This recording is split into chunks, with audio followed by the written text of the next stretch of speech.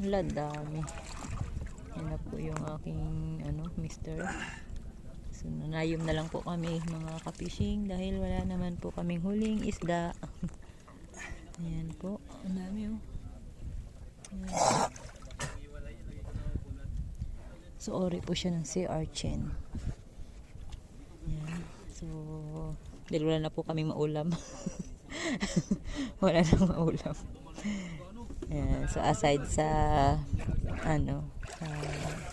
puset, ayan, so muna kami sa isla daan para manguha siya ng sea urchin, o dito ay ang kilala siya tayom or toyom.